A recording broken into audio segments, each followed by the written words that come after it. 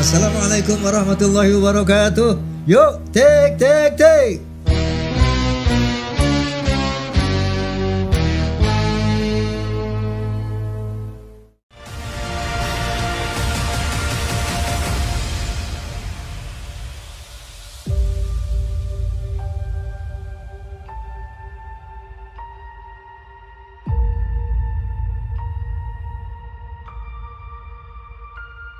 Assalamualaikum warahmatullahi wabarakatuh. Waalaikumsalam warahmatullahi wabarakatuh.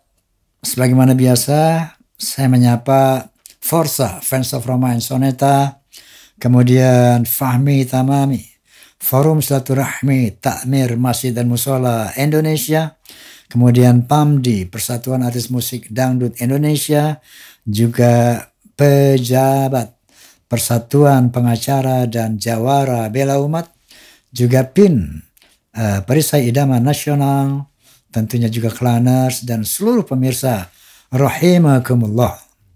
Bahwa sampai saat ini Bisikan Roma masih membahas soal nasab. Tentunya hal itu berdasarkan penelusuran kami tentang isu-isu mengenai nasab ini. Kenapa saya ingin terus melaksanakan ini sampai nanti selesai tuntas? Karena ada satu firman Allah yang menyatakan, A'udzubillahi minasyaitonir rajim, bismillahirrahmanirrahim, wal 'asri innal insana lafi khusr illa alladziina aamanu wa 'amilus shalihat wa tawassaw bil haqqi wa tawassaw bis sabr. Demi masa seluruh manusia akan merugi kecuali orang-orang yang beriman dan beramal saleh dan yang saling berwasiat tentang kebenaran dan saling berwasiat tentang kesabaran. Kenapa demikian? Karena isu ini membawa kita kepada sebuah informasi-informasi yang ada di Indonesia. Isu yang sangat harus kita benahi, harus kita pastikan.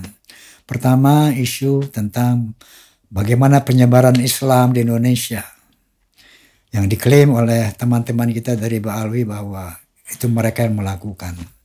Sementara Wali Songo mengklaim ini yang mengislamkan pertama adalah Wali Songo. Satu yang harus diklarifikasi mengenai kesejarahan tersebarnya Islam. Yang kedua, adanya makam-makam palsu yang mengklaim bahwa Wali Songo itu adalah para habaib. Nah ini juga memerlukan suatu klarifikasi. Yang ketiga, adanya klaim-klaim bahwa Indonesia ini dimerdekakan oleh kaum Ba'alawi. Ini tentunya satu isu-isu yang bukan sepele. Isu-isu yang besar secara agama dan nasional yang harus kita luruskan bersama.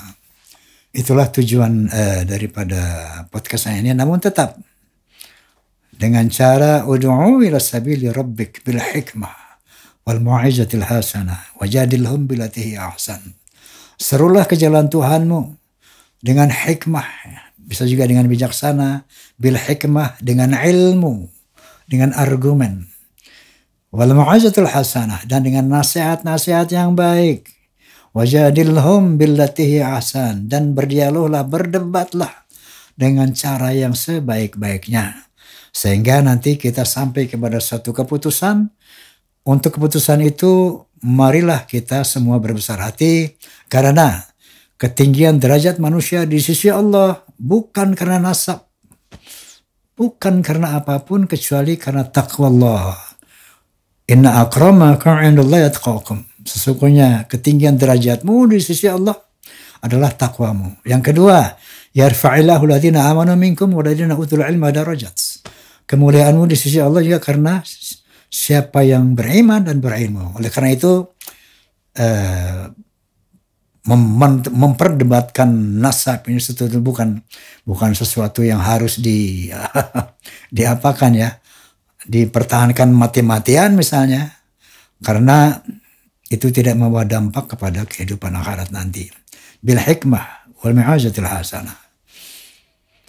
Baik, Untuk itu saya sudah mengundang kemarin sekjen dari Famita Mami, Ki Haji Anas Kurdi. Kemudian saya juga sudah mengundang dari kubunya Habaib, yaitu Gus Romel.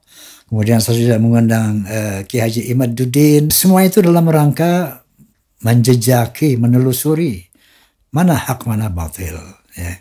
Kemudian dan kali ini saya juga telah mengundang seorang filolog, Profesor Dr. Menahem Ali. Assalamualaikum, Prof. Waalaikumsalam warahmatullahi wabarakatuh. Masya Allah, Masya Allah. Ini ganteng banget ya, Prof. Prof, sebagaimana tadi saya uraikan, tujuan kita adalah untuk meluruskan hal-hal yang harus diluruskan, karena isu ini sudah menjadi isu nasional, bahwa kita bangsa Indonesia, khususnya umat Islam, perlu mengetahui hal-hal yang sesungguh-sungguhnya sebenar-benarnya, tanpa kebencian, tanpa tendensi-tendensi kepentingan, tulus lillahi ta'ala. Maka saya katakan ini adalah suatu forum yang membawa kita semua kepada suatu kebenaran yang murni yang harus kita terima, apapun nanti hasilnya. Baik, Prof.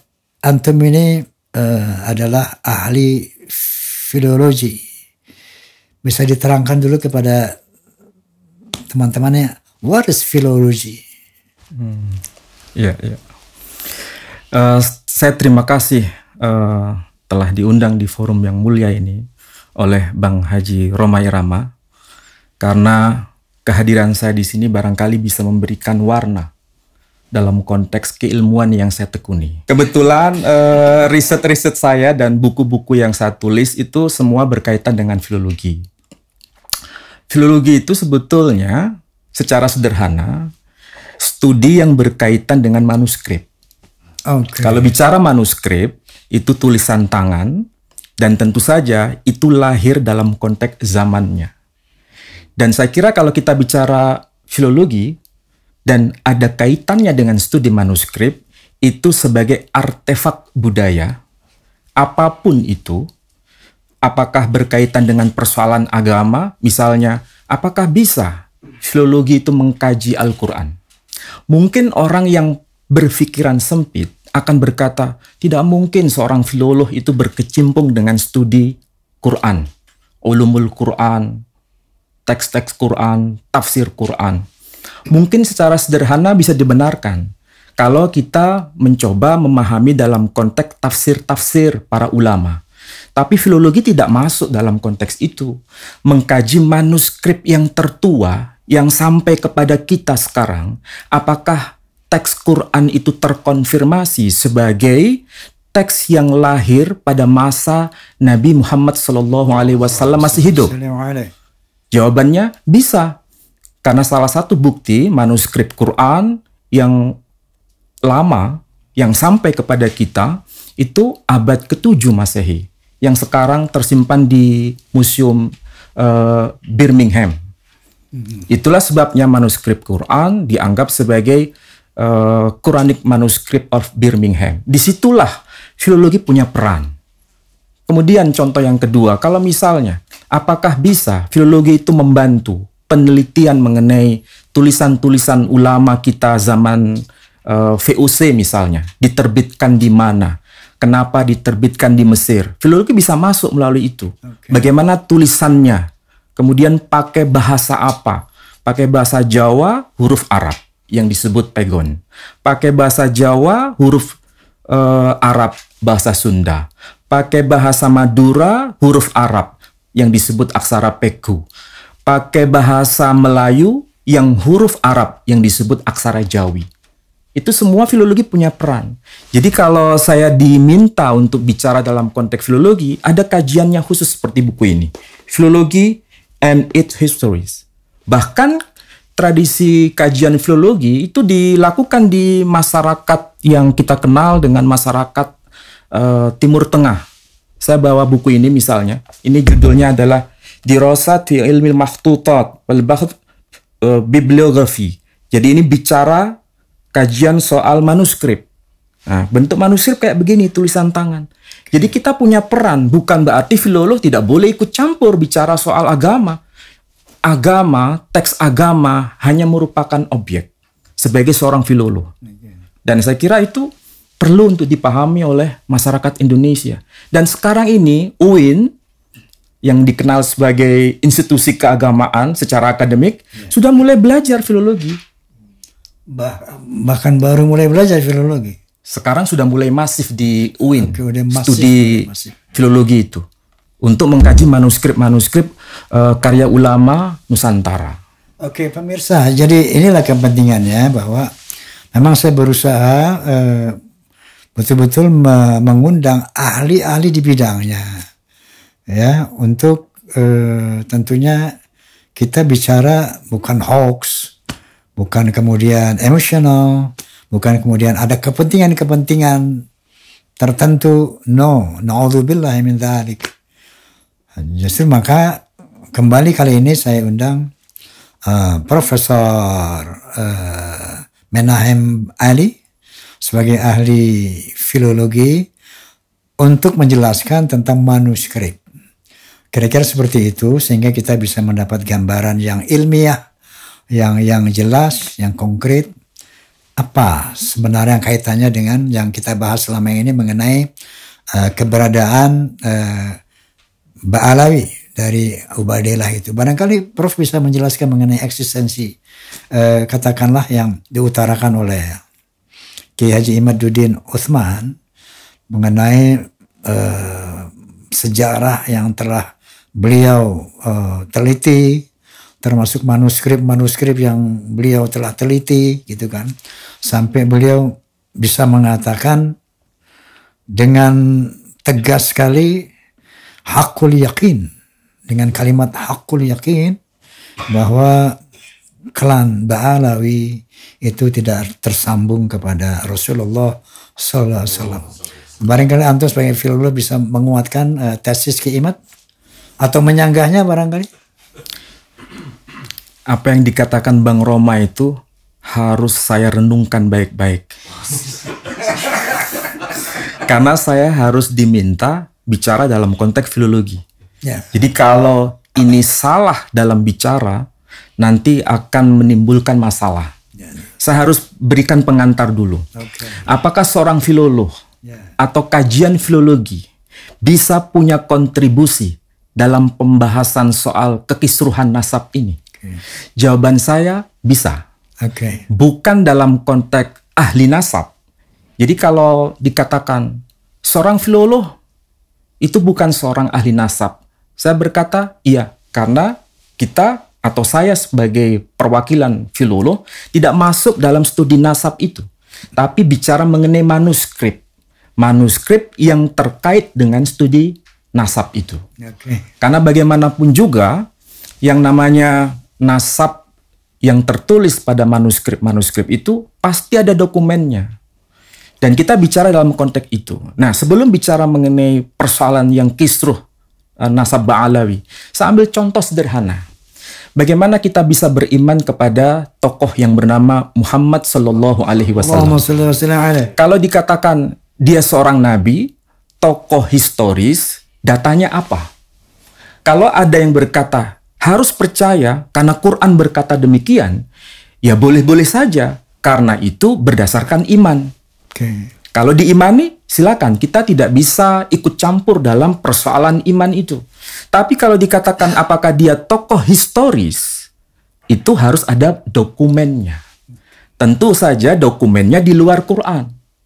Yang tentu saja ini dokumen eksternal yang bisa mendekati peristiwa pada masa itu. Saya ambil contoh, kalau memang beliau itu seorang tokoh historis, di luar dokumen Quran, dokumennya ada. Memang bukan berbahasa Arab, tapi justru bahasa Yunani. Yang saat itu adalah penguasa dari Imperium Romawi. Dokumennya disebut Doktrina Yacobi. Doktrina Yacobi. Ya. naskah atau manuskrip itu, para ahli filolog sudah melakukan penelitian dengan karbon C14, radiokarbon. Itu penanggalannya 634 Masehi. Sementara Nabi kita Muhammad Sallallahu Alaihi Wasallam yang diklaim sebagai nabi oleh umat Islam itu wafat tahun 632 Masehi. Berarti selisihnya hanya 2 tahun. Berarti ini memang bukan tokoh fiktif, ini tokoh historis. Orang yang mengaku dirinya sebagai nabi itu. Bahkan disebutkan dengan bahasa Yunani itu Ho Prophetes Sarakenorum, seorang nabi dari kalangan Sarasen. Jadi tokoh ini memang ada, bukan tokoh dongeng. Dari mana kita bisa melakukan penelitian itu? Manuskrip dasarnya. Dan itu bukan dokumen Islam, tapi dokumen pembanding. Eksternal.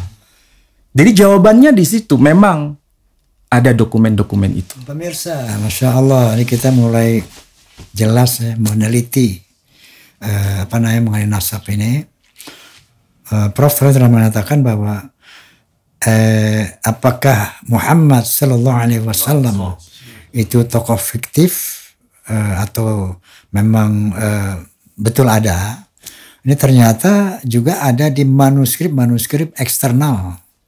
Ini dikatakan tadi dalam bahasa Yunani. Ini sebagai pembuktian lebih konkret bahwa tentang eksistensi seseorang, kebenaran sejarah. Nah tentunya Prof, kalau tadi tentang Rasulullah SAW, apakah dalam masalah nasab Ba'alawi ini juga ada manuskrip eksternalnya? Saya ini ditanya sebagai seorang filolog atau seorang ahli nasab? Seorang filolog. Oh, sebagai filolog. Kalau saya ditanya sebagai filolog, saya akan jawab dalam konteks filologi. Ya. Nah, apakah dokumen mengenai tokoh yang bernama Ubaidillah itu memang eksis pada dokumen awal sezaman dengan sang tokoh ini? Jawaban saya tidak ada. Tidak ada. Baik itu abad ke-4, ke-5, ke-6, ke-7, ke-8, zero. Dokumen itu tidak ada. Berdasarkan filologi. Berdasarkan manuskrip. Memang zong. Tidak ada. Eksternal. Oh ya, bagaimana? Itu baru eksis pada dokumen belakangan. Abad ke-9 Masehi. Abad ke-9 Hijri. Jadi selama sekian ratus tahun, lebih dari 500 tahun, dokumen itu tidak ada. Kalau abad ke-9 Hijri, berarti kan sangat jauh dengan sang tokoh yang pernah hidup di abad-abad sebelumnya.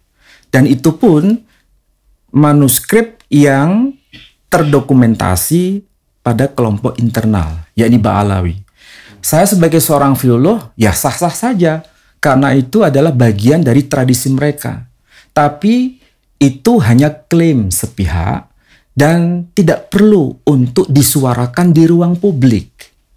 Kalau itu menjadi keyakinan, tidak ada masalah. Sebagaimana umat Islam mengatakan Nabi Muhammad itu sebagai tokoh historis. Kalau berdasarkan Quran, yaitu klaim sepihak. Tidak perlu disampaikan ke ruang publik. Tapi masalahnya, adakah dokumen eksternal itu mengenai Nabi kita Muhammad SAW? Ada. Kalau Ba'alawi, ada nggak Ubaidillah itu didokumentasikan di dokumen eksternal? Tidak ada. Hanya kelompok Ba'alawi saja. Nah, itu masalahnya. Nabi Muhammad SAW itu tokoh yang hidup pada abad ke-7 Masehi.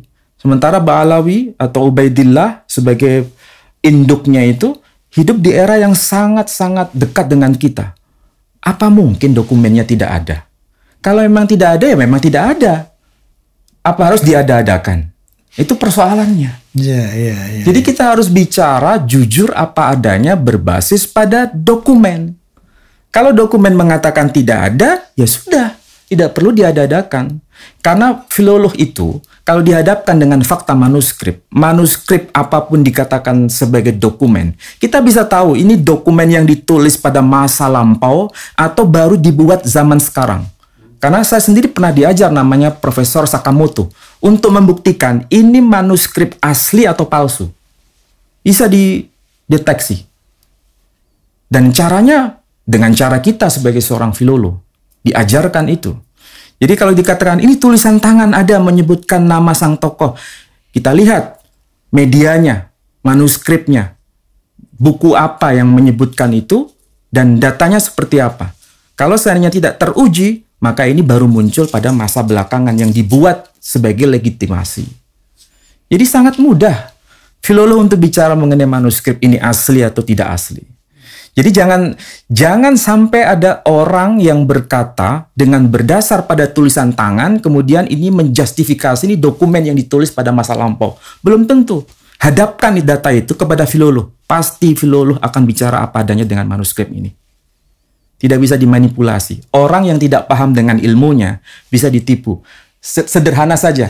Sekarang orang berkata, ini barang antik. Tapi orang bisa tahu ini repro atau bukan. Iya kan? Kalau repro bukan antik lagi. Memang sepertinya antik. Tapi sebetulnya bukan antik, KW. Kan sederhana. Ya. Saya kira Bang Roma mulai mengerti filologi sekarang. Paham. Jadi kalau dipaksa dengan menggunakan kajian filologi, memang tidak bisa kita temukan nama itu. Saya nggak mau paksa nih dok sama. Oh gitu ya? Prof ngomong yang benar nggak usah dipaksa. Oh gitu ya? minum dulu saya. Allahumma sholli ala Muhammad. Baik Prof, dilanjutkan Prof. Jadi kalau kita studi filologi, basicnya itu memang harus manuskrip. Kalau filologi. Sedangkan kajian arkeologi itu basisnya bukan manuskrip, tapi inskripsi yang ada pada nisan, batu nisan, atau batu-batu apapun yang ditemukan di situ ada tulisannya. Itu pekerjaan dari seorang arkeolog. Medianya saja yang berbeda, tetapi substansinya sama karena bicara mengenai teks. Teks yang tertulis pada dokumen itu. Dan itu saya kira saling melengkapi. Artinya filologi itu bagian dari studi historis. Dan kalau bicara nasab itu kan ini tokoh historis atau bukan. Ini cukup bisa membantu. Jadi bagaimanapun juga kalau memang tidak disebut di dalam manuskrip atau tidak tertulis pada batu nisan atau tidak tertulis pada bebatuan apapun, memang tokoh ini maaf harus saya katakan memang ini dipersoalkan. Karena ini kaitannya kepada ada isu tentang adanya kuburan-kuburan palsu dan sebagainya yang betul. Yang kemudian telah diteliti oleh banyak pihak ya. Mungkin kepentingannya itu barangkali untuk menyesuaikan dengan tokoh ini. Iya, untuk menyesuaikan dengan seperti itu ya. Iya. Ini kasus yang saya kira sudah masif diketahui oleh masyarakat kita Indonesia sekarang. Salah satu contoh misalnya tokoh yang bernama KRT Sumodiningrat. Itu makamnya ada di Jogja, keturunannya ada di Jogja. Tapi ternyata nama ini juga muncul di tempat lain, misalnya di Semarang dan lain sebagainya. Yang menarik itu ada sesuatu yang perlu dikaji. Sebenarnya tokoh ini di mana aslinya? Kita punya orang yang sangat pakar di bidang persoalan ini, misalnya Peter Carey. Itu sudah menjelaskan bahwa tidak mungkin ini sampai ke arah sana, ke wilayah Semarang. Pasti adanya di Jogja. Dan terbukti itu. Jadi aspek arkeologi terbukti, aspek politik terbukti, kemudian manuskrip-manuskrip yang tersimpan di Jogja juga membuktikan itu, keturunan mereka masih ada sampai sekarang. Bahkan Pangeran Diponegoro sendiri itu sekarang menjadi wacana yang kontroversi. Nama marganya sebenarnya siapa? Ada yang disandarkan pada nama marga bin Yahya. Ada yang disandarkan pada nama marga Assegaf. Ada yang disandarkan pada nama marga Aledrus. Sebetulnya yang betul dia itu marganya apa? Tapi semuanya kalau dikerucutkan itu Ba'alawi semua. Padahal seharusnya kalau itu benar marganya hanya merujuk pada satu marga saja. Tidak mungkin sampai berganti-ganti ke 3 marga bahkan lebih dari itu. Itu kan menjadi sebuah penelitian menarik bagi seorang filolog dan seorang arkeolog dalam konteks ini. Sementara Pangeran Diponegoro itu bukan Ba'alawi, ada form seperti itu kan? Terkonfirmasi bahwa beliau bukan seorang Ba'alawi. Tapi kenapa? Terkonfirmasi, iya. Pemirsa, Masya Allah, kita harus menundukkan yang hak, yang batil, yang batil. Karena ini bahayanya ini kalau Diponegoro dan lain-lain diklaim sebagai Ba'alawi, Masya Allah nanti bangsa Indonesia ini nggak punya kebanggaan lagi terhadap pahlawannya. Bahwa semua ini adalah keberadaan kita, keislaman kita di sini hanya karena Ba'alawi. Nah ini yang harus kita luruskan seterang-terangnya ya. Astaghfirullahalazim, astaghfirullahalazim, astaghfirullahalazim. Pemirsa, menurut Prof, data eksternal daripada tokoh Ba'alawi ini nggak ada. Jadi, astaghfirullahalazim, kita telah mendapatkan lagi kabar secara ilmiah selain daripada Kiai Haji Imaduddin, sekarang dari seorang filolog yang menyatakan memang tokoh Ubaidillah ini tidak ada. Nah sekarang masalahnya Prof. Oke, ada yang mengatakan bahwa eksistensi seseorang itu tidak perlu harus ditulis dalam sejarah. Tiba-tiba dia muncul, so what? Gitu. Dimunculkan pada abad ke-9 misalnya, baru ditulis, bukan berarti dia dulu nggak ada. Itu kalau ada pemahaman seperti ini, bagaimana menurut ilmu yang Prof kuasai, filologi ini? Ya, kalau dikatakan ini baru ditulis pada era belakangan, sedangkan kajian filologi itu menuntut bukti yang sezaman, maka bagaimanapun juga harus disimpulkan ini adalah tokoh yang ditulis dalam rangka untuk glorifikasi sebagai orang yang memiliki kaitan dengan tokoh-tokoh tertentu. Sama seperti kalau kita bicara mengenai sang Nabi sendiri, Nabi Shallallahu Alaihi Wasallam. Memang apakah ada kaitan dengan Ismail? Kalau dikatakan iya, dokumennya apa? Al-Quran. Iya, silakan itu dipakai sebagai data. Tapi itu data internal. Silakan diimani. Tapi kalau mengatakan bahwa dia keturunan Ismail, harus menghadirkan data. Karena Quran kan baru ditulis pada abad ke-7 Masehi. Sementara kalau dia dihubungkan dengan Ismail, dokumennya harus sebelum itu ada nggak? Dan kita bisa tunjukkan data, misalnya tulisan dari Santo Yerum yang hidup pada abad ke-4. Memang orang yang keturunan Ismail itu disebut Sarasen. Sarasen artinya orang keturunan Ismail yang disandarkan kepada Sayyidah Sarah. Anak yuridisnya. Sementara Nabi Muhammad Sallallahu Alaihi Wasallam sebagai keturunan Sarasen ditulis oleh seorang santo yang bernama Santo Theophanes. Dan itu bukan dokumen internal, itu dokumen eksternal. Artinya kalau Nabi Sallallahu Alaihi Wasallam keturunan Ismail terkonfirmasi dengan dokumen eksternal, walaupun Quran itu muncul pada dokumen abad ke-7 Masehi. Tetapi berkaitan dengan tokoh yang diributkan oleh para ahli yang sedang ribut ini, saya sebetulnya kalau mau masuk ke ranah ini agak takut-takut. Ya itu tadi, jangan sampai salah paham dengan ilmu yang saya tekuni ini. Karena ini bidang yang sebetulnya bisa dipelajari oleh siapapun. Tapi konteksnya studi manuskrip.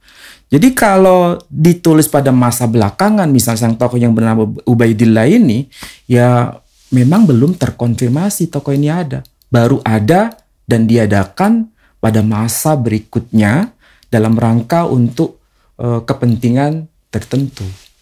Prof, antum pernah saya lihat berbicara tentang masalah Hadramaut.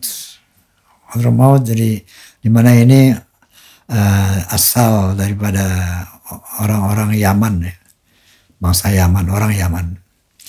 Apakah ini ada di dalam manuskrip atau apa istilahnya tadi dalam filolog tentang bangsa Hadramaut ini?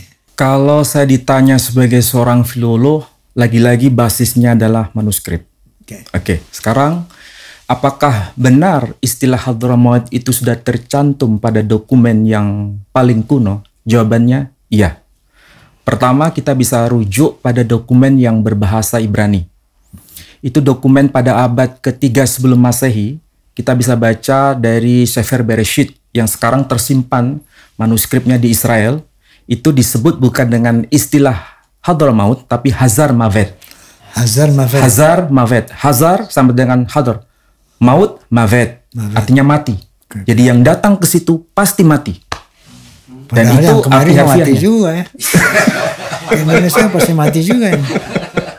Bagaimana? Jadi itu dari bahasa Semitik, dirosah Samia atau Semitic languages ketemu tercantum pada dokumen Sefer Bereshit abad ketiga sebelum Masehi.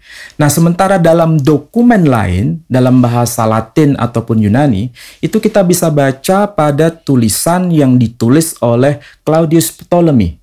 Dia menulis buku yang namanya Geographia, dan itu mencantumkan nama kawasan yang sebetulnya itu diambil dari nama tokoh yang ditulis di situ Hadramonitai. Hadramonitai. Ya, ada di kawasan Yaman. Dan itu kapan beliau menulis? Kalau ditulisnya, kita bisa ambil rentang waktu kapan dia lahir, kapan dia meninggal. Ternyata dia lahir tahun 100 Masehi. Sedangkan dia meninggal tahun 170 Masehi. Berarti itu abad kedua Masehi. Berarti dokumen nama Hadramonitai telah tertulis oleh Claudius Ptolemy, sedangkan Islam datang itu kan baru abad ke-7 Masehi. Berarti ada sekitar 500 tahun nama Hadramaut sudah tertulis. Tapi apakah ini keturunan Ismail? Bukan. Hadramaut atau Hazar Mavet atau Hadramonitai itu keturunan nyambungnya ke Kahtan. Kahtan itu keturunan Sem. Bukan keturunan Ibrahim, apalagi keturunan Ismail. Salah seorang anak Nabi Nuh ya. Salah seorang anak Nabi Nuh. Dan suku Kahtan ini yang nanti menurunkan orang yang disebut sebagai kaum Hadramonitai atau Hazar Mawet itu berasal pada dokumen yang tadi saya sebut, yakni Claudius Ptolemy dengan nama apa? Kasanitai, yang kemudian diarabkan menjadi Kahtan. Dalam bahasa Ibrani menjadi Yoktan. Jadi Yoktan bahasa Ibrani, Kahtan bahasa Arab, Kasanitai dalam bahasa Latin, itu merujuk pada sosok yang sama. Jadi Hadramaut ini tidak terkait kepada Ismail alaihissalam. Dan tidak terkait juga dengan Ibrahim. Tidak terkait dengan Ibrahim? Tidak terkait. Allahumma sholli ala Muhammad. Ini Masya Allah. Jadi otomatis nggak terkait dengan Nabi Muhammad SAW dong? Ya, tidak terkait. Kalau kita berkata misalnya ya, apakah betul Ilyas sebagai seorang tokoh itu nyambung dengan Nabi Muhammad SAW? Jawabannya iya. Dokumen apa? Dokumen Islam? Oke, silakan hadirkan dokumennya. Misalnya kita lihat Tarikh At-Tabari. Muhammad keturunan siapa? Muhammad bin Abdullah bin Abdul Muttalib bin Hashim bin Abdi Manaf bin Qusay bin Kilab bin Murrah bin Ka'ab bin Lu'ay bin Ghalib ibn Fikhr alias Quraisy bin Malik bin Nadr bin Kinanah bin Khuzaimah bin Mudrikah bin Ilyas. Nah, apakah nyambung nasabnya Nabi Shallallahu Alaihi Wasallam dengan Ilyas? Apakah tokoh ini ada Ilyas ini dalam dokumen? Jawabannya iya. Dokumen apa? Claudius Ptolemy yang menulis buku Geographia, di situ menyebutnya Iolisite dari nama Ilyas yang mengalami Helenisasi. Dan itu sampai sekarang tercantum dokumen itu. Jadi ini bukan persoalan klaim agama. Kalau klaim agama silakan diyakini. Dan tidak perlu memaksa orang lain untuk yakin dengan keyakinan kita. Tapi kalau ini dianggap apakah ini tokoh ini historis, ada, hadirkan dokumennya. Kalau tidak bisa, silakan itu menjadi keyakinan kelompok dan keyakinan pribadi. dan tidak perlu menakut-nakuti orang dengan bahasa surga ataupun neraka. Masya Allah, pemirsa, jadi jelas ya bahwa Hadramaut itu ternyata nyambungnya ke putra Nabi Nuh, tidak nyambung ke Nabi Ibrahim. Sementara Nabi Muhammad SAW nyambungnya ke Nabi Ibrahim alaihissalam. Subhanallah, lebih terang benderang lagi buat kita pemirsa. Dan tadi sudah dijelaskan bahwa tokoh Ubaidillah ini fiktif karena tidak tercatat pada sejaman beliau. Jadi sementara ini kan bisa disimpulkan kalau tidak ada dari sejarah sejaman, bisa disimpulkan nggak bahwa memang tokoh Ubaidillah ini fiktif? Kalau berdasarkan manuskrip, ya memang tokoh ini nggak ada. Tidak ada dan tidak bisa disambungkan kepada Nabi Shallallahu Alaihi Wasallam. Kalau antara Nabi dengan Ahmad Al-Abah itu memang terkonfirmasi dengan dokumen-dokumen segenerasi sebelumnya. Ahmad Al-Abah. Nah, itu yang kan menjadi tokoh yang dikaitkan kepada Bung Alwi kan yang namanya Ahmad bin Isa. Nama tokohnya Ubaidillah bin Ahmad bin Isa. Ubaidillah bin Ahmad bin Isa. Tapi saya maksud apa Ahmad bin Abah, Ahmad bin Isa itu sosoknya satu. Sosok yang berbeda, dan itu sudah diteliti oleh Kiai Imaduddin sendiri. Ya. Karena mungkin ada kemiripan nama, maka ini disandarkan kepada tokoh yang menjadi patronnya. Karena sama-sama menyebut Isa. Padahal ini tokoh yang berbeda. Okay. Dan itu dicantumkan dalam kitab yang Al-Burqatuh Musiqah. Itu ada penegasan itu. Tapi lagi-lagi ini kan dari tokoh Ba'alawi untuk mengaitkannya ke situ. Tapi tidak terkonfirmasi dengan dokumen di luar kaum Ba'alawi. Jadi kalau begitu, kesimpulannya, apakah ini memang tidak terkait dengan tokoh yang bernama Ahmad Al-Abah? Memang tidak ada kaitan. Kesimpulannya iya. Kalau dari sisi manuskrip. Ya, manuskrip. Tapi kalau dari sisi kajian ilmu nasab, memang tidak ada hubungannya dengan kajian manuskrip, kajian filologi ini. Pokoknya ada ditulis dalam buku nasab mau abad 12 Hijri, mau abad 13 Hijri. Kalau itu tercantum di situ, maka dianggap itu sah. Meskipun sekian ratus tahun di masa awal tidak terkonfirmasi. Inilah yang sekarang diributkan teori itu. Apakah bisa tokoh ini dianggap ada dengan berdasar dokumen yang baru muncul belakangan? Dan ini kan kaitannya dengan argumentum ad persona. Bersandar pada tokoh yang dijadikan acuan. Oke, jadi ini kembali kepada kita sebetulnya pemirsa. Menurut Prof tadi boleh saja mencantumkan satu sosok yang misalnya hidup di ratusan tahun yang lalu tapi baru ditulis sekarang. Boleh saja. Mereka mengakui itu ini asli boleh saja. Nah, sekarang kembali kepada pemikiran kita secara logika. Sementara tokoh-tokoh yang eksis itu memang tertulis dalam manuskrip dan buku nasab. Sementara kalau ini tidak ada, sementara mereka mengklaim itu hak mereka, dan ini diserahkan kepada kita semua tentang what is it. Baik, barangkali ada yang mau ditambahkan, Prof? Ya, saya ambil contoh begini saja. Kalau seandainya ini, saya sekarang menulis kisah saya keturunan dari Prabu Brawijaya. Boleh atau tidak? Boleh-boleh saja. Boleh. Keluarga saya boleh saja mengklaim begitu. Itu kan hak saya. Tapi persoalannya saya dihadapkan pada ruang publik. Ruang publik bisa nggak menerima argumentasi saya itu? Dasarnya apa? Kalau tidak ada dokumen di luar dokumen yang saya tulis, meskipun sekarang ini tahun berapa? 2024. Kira-kira masuk akal tidak? Dari kacamata filolog, dari kacamata studi filologi. Kira-kira bisa tidak dibenarkan? Pasti akan dipersoalkan dan digugat secara akademik. Dan itu wajar. Justru saya punya kesimpulan begini. Apa yang menjadi dasar dari kajian Kiai Haji Imaduddin, kalau dianggap itu sebagai tesis, seharusnya ada antitesa. Dan antitesa itu mari kita perdebatkan dari sisi akademik. Dan itu akan mencerdaskan kita semua. Kalau dari kedua belah pihak saling bersuara di ruang publik dari sisi kajian akademik. Masalahnya dari salah satu pihak itu tidak bicara apapun.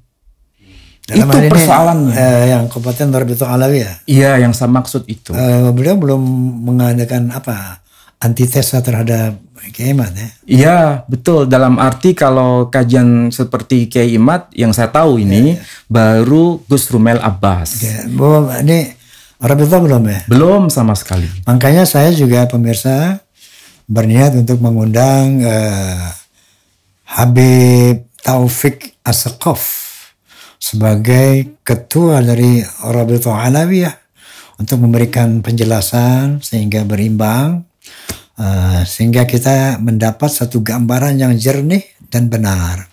Insya Allah saya juga akan mengundang beliau, sehingga umat Islam dan rakyat Indonesia mendapat sesuatu kejelasan yang nyata. Ya.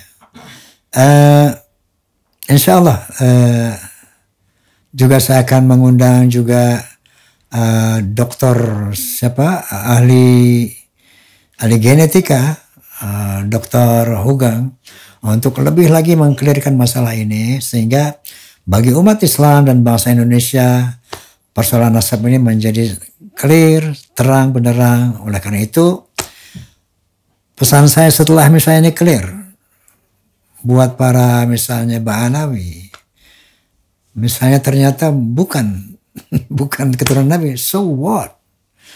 Karena kemuliaan kita di sisi Allah bukan dari nasab.